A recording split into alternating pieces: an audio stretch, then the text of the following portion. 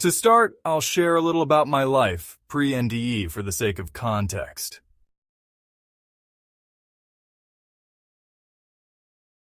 I was born male in 1997 to a narcissistic mother and autistic father, who, for the first 9 years of my life, did an okay job at raising me.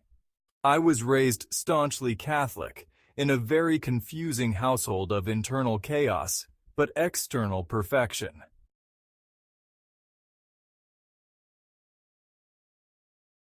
When I was 9, my parents divorced, and I was sent to live with my father and his parents in Virginia. My grandparents were extremely Catholic and heavy-handed abusers. Religiously, I folded pretty easily and became a Catholic who relied on God for any and all questions about life, the natural world, and beyond.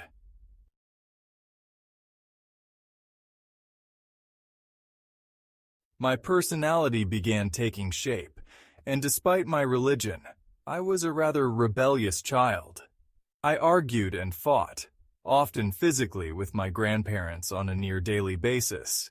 The police were called on multiple occasions, and to not risk homelessness for my family, I would lie to the police about any abuse.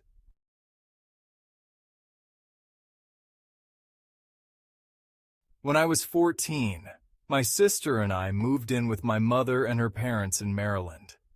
Suddenly, life became much less physical and a matter of survival and independence.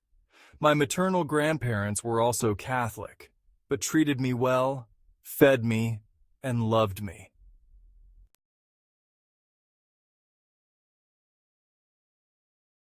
I began using drugs not long after moving to Maryland, namely inhalants.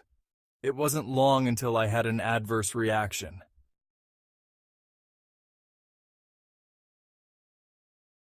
On my way down the stairs, I was overcome with a sensation which I can only describe as unreality.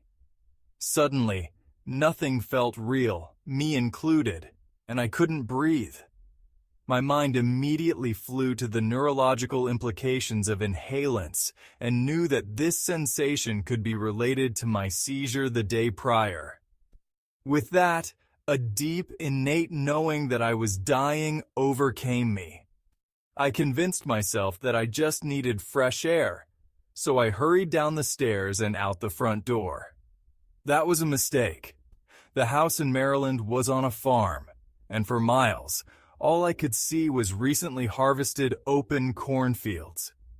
I went into a state of panic and began sprinting into the open field, rapidly changing directions, tearing my hair out, and desperately crying for my mother. My grandmother heard my panic and got my mother, who brought my sister as well. My sister sat me down and convinced me to stay still long enough to catch my breath. I sat with my mom and sister until an ambulance arrived. The paramedics were convinced that I was on bath salts.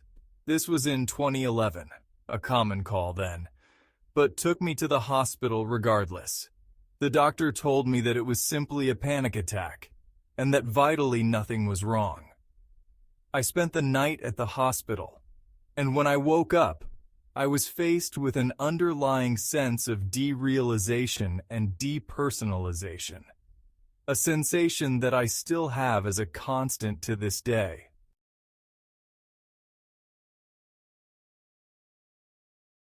From that point forward, I lost my faith in God and became a rather obnoxious atheist. This started a new chapter in my life, as I was so deeply dependent on God to answer the big questions in life.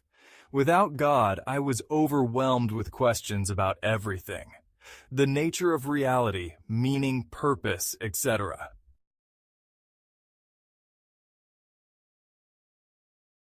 I ultimately became heavily nihilistic and hedonistic.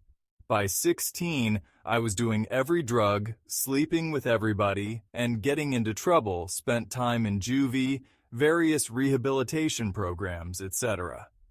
The most constant drug of choice was heroin.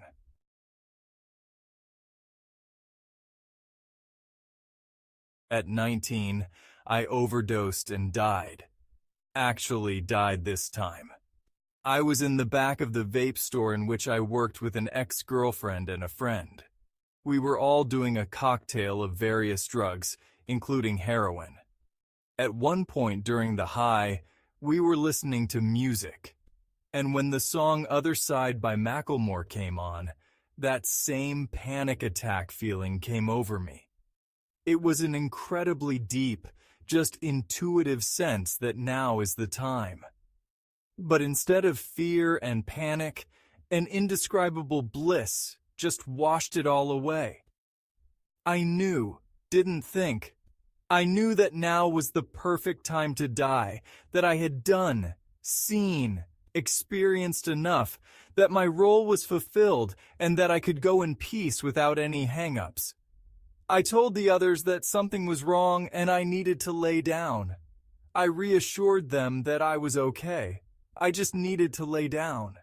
So I laid on the floor and they were concerned, so they both were looking over me. I told them that I was sorry, and I died.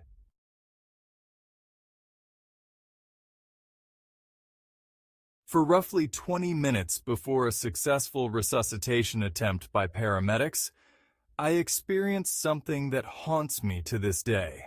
It was beyond any human language, any and all expression. It can't be told, only experienced.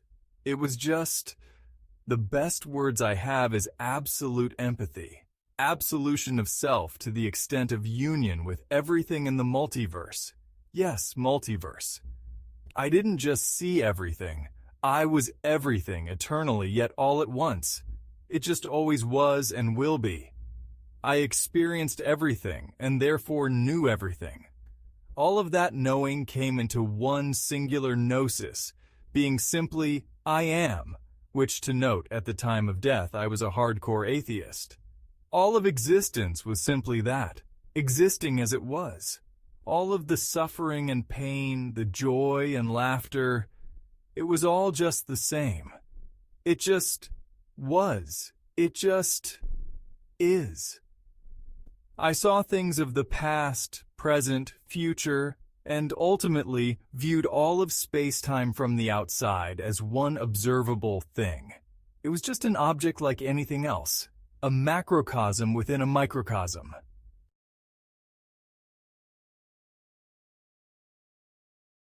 Upon coming back, I suffered major memory loss and existential horror. I tried. I felt tasked with understanding it and explaining it with the goal of sharing it. I felt it deep in me to stand on a mountaintop and just shout truth, if I could only figure out the words. I've tried writing a book, poetry, painting. No matter the lens it's passed through, it's subjective, incomplete, and subject to interpretation. I cannot share what I experienced without perverting it from the ultimate reality that it was. At this stage in my life, at 26, I'm overwhelmed with hopelessness. I'm watching from the benches while you all kill each other and bicker over what is or could be. I can't stop it. I can't help anyone. I'm powerless to stop a process that I've seen in its entirety.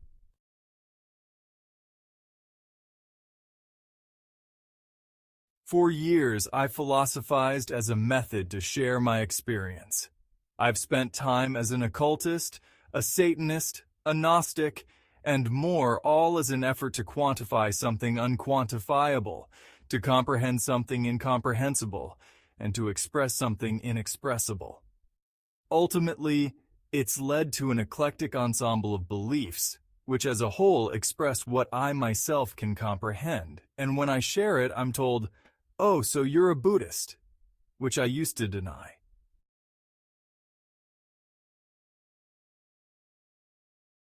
It wasn't until this last year that I gave Buddhism an earnest study and found that ultimately, through all of this philosophy, blood, sweat, and tears, all I've managed to do is reinvent a 2,500-year-old religion. I accepted Buddhism in my life, and my current struggle is between my current life or joining some monkhood. to attain something or just let it all go, to accept that I will never share with another what it's all about.